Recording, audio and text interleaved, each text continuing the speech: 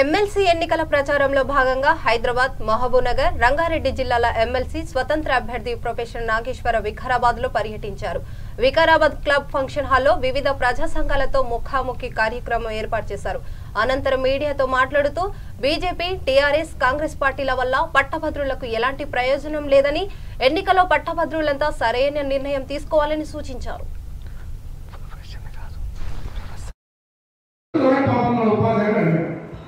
మీరు పిఎఫ్ఆర్ఏ చట్టం పైన హామీ ఇవ్వాలి. మీరు తెలుసా ఏమన్నారు? ఇప్పుడు మన సాలలో చెప్పిన చట్టం ఆ చట్టం నుంచి ప్రశ్నిస్తారు. మీరు రంగారెడ్డి జిల్లా కలెక్టరేట్ ముందు జరిగిన నిరసనలో అన్నారాలు చేస్తారు అంటే ఆ చట్టమే తెలియకపోతే ఇక ప్రజలు కదా ఇప్పుడు అంటే ఎందుకు మనం తెలియని వాళ్ళు కదా ఖచ్చితంగా తెలియదు. అందులో అమ్మాయి నాకన్నా ఎక్కువ చట్టం తెలుసు, చట్టాలు తెలుసు. కానీ ఇదేందుకు తెలియదు? మీరు ఉపాధ్యాయులతో తిరిగితే తెలుసు, ఉద్యోగులతో కదిలితే తెలుసు, మీరు వీరితో వారి పోరాటంలో భాగమైతే తెలుసు. లేకపోతే తెలియదు. ప్రతి మనిషికి అన్ని రూల్ మీ క్రిమినల్ వాళ్ళు ఇవ్వచ్చు. కానీ మా పిఎఫ్ఆర్ఏ ప్రతిపక్ష ఎమ్మెల్సీ కనుక వెళ్ళి కేసీఆర్ కనుక నువ్వు పిఆర్కి ఇస్తావా అని అడిగితే ఆ ముఖ్యమంత్రి ఒప్పుకుంటారా? ఒప్పుకునే బీజేపీలో అబ్బాయి కాంగ్రెస్ అబ్బాయి. కానీ ఒక ఇండిపెండెంట్ ఎమ్మెల్సీ పిఆర్టీలో ఉన్న ఉపయోగం పోటీ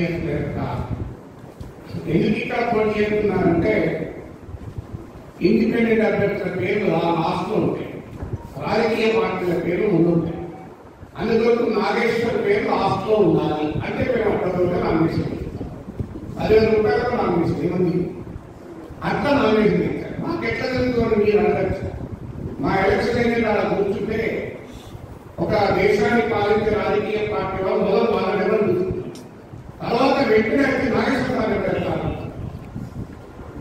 మండలి ఎన్నికల సమయంలో రాజకీయ లొల్లి, రాజకీయ గందరగోళాల వల్ల ప్రయోజనం ఉండదు. స్పష్టంగా పోటీ చేస్తున్న అభ్యర్థులు ఇవాళ తెలంగాణలో 191,000 ఉద్యోగాలు ఖాళీ ఉన్నాయి. ఎందుకు రాష్ట్ర ప్రభుత్వం ఉద్యోగాలు నింపడం లేదు?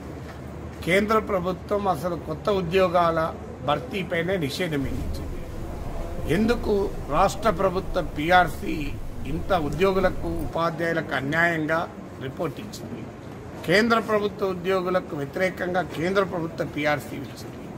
నూతన పెన్షన్ విధానం ఎందుకు రద్దు చేయడం లేదు? ఇలాంటి